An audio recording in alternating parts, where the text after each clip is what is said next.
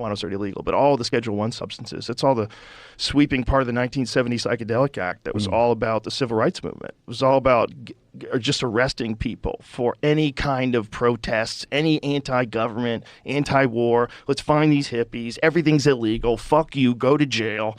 And they put water on it. They just put the fire out. Wow, I didn't know that. They put the fire out on this psychedelic counterculture that was the 1960s. And we paid for it artistically. If you look at the 1980s, it's a fucking disaster. Well, what happened in the 1980s? It's like these people, all they had was cocaine.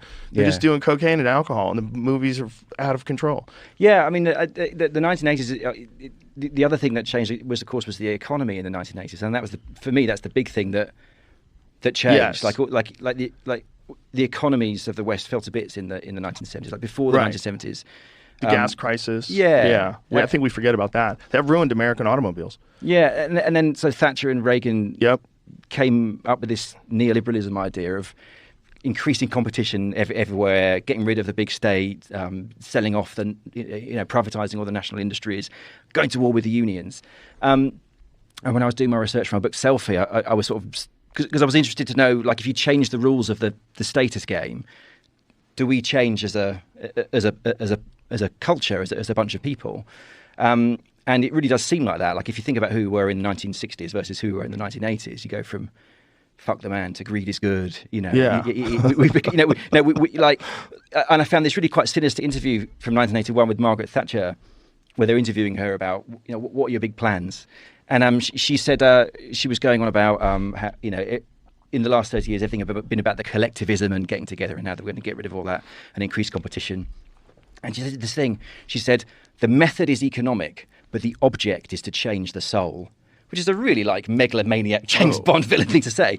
But she did do that. They did do that. Like, change the soul. Yeah, so by changing the rules of who we have to be in order to achieve success, they changed who we were. Like, we became, as a people, Gordon Gekko, Material Girl, Madonna, Whitney Houston. The greatest love of all is loving yourself. Like, we became this big. As you say, we went from pot to cocaine. It was there was a really interesting study that found in 1983 they were looking at changes in birth names, and for generations and generations, babies have been called things like Alfred and John and Barbara, like all the traditional names. But in 1983, suddenly we started naming our kids weird names because we wanted our kids to stand out and be a star. And when you look at the changes in values between like the 60s and the 80s and 90s, suddenly money becomes a dominant value, celebrity becomes a dominant value, being good looking becomes a much more dominant value. But there was a study about 20 years ago. They asked 2,500 British under 10s, what is the best thing in the world? And these under 10s, number one was being a celebrity, number two was being good looking, number three was being rich. Like, that's who we've become. And the big change is the economy. Like, we've become these kind of neoliberal, profit-obsessed, celebrity-obsessed What's number 4? Individualists. I don't know what number 4 was. I want to know why. Yeah. I think because they're young, though, right? When you're young, that's what seems like everybody wants. But not in the 60s and 70s. Like, when they did a similar study in the 60s, I think it was 1965, it was less than half of people thought being rich was a important thing in your life, and now it's way over 75%. That's interesting. Yeah. I wonder how many of those people wanted to be famous before the invention of social media and reality shows. Well, I think I wonder if there was less of an aspiration. There was, yeah. So all of that celebrity stuff comes out of the 80s, and the 80s, what defines the 80s is these big economic changes. Yeah. Like, in order to survive in the 80s, you had to be like a radical individualist. You had to be a get up and go, profit motive, self-sustaining individualist, like a competitive individual, because before that we had the big state, we had big social security cushions, we had public housing, and they got rid of all of that. I feel like there's a comfortable medium in there.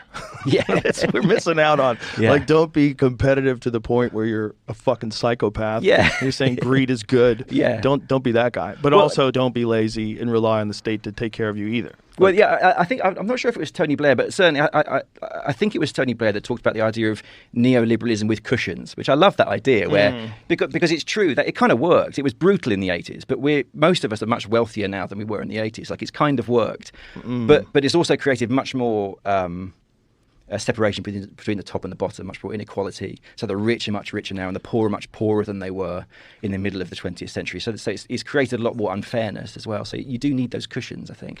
Well, it also becomes an insurmountable position too. Like when we say the rich get richer, the poor aren't getting any richer.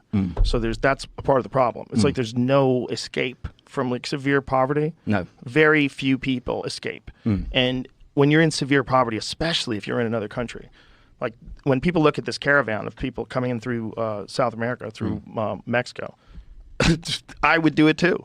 100%. 100%. I'm not a terrorist. I would hope that I wouldn't be a terrorist, in a different life. But 100%, if I was living in a place that sucked with dirt floors and I found I could walk to America. Yeah, absolutely. I'm like, I can get a job there? Let's go. Yeah. You would do it, 100%. It's natural. Seems like a normal thing that people want to have a better life.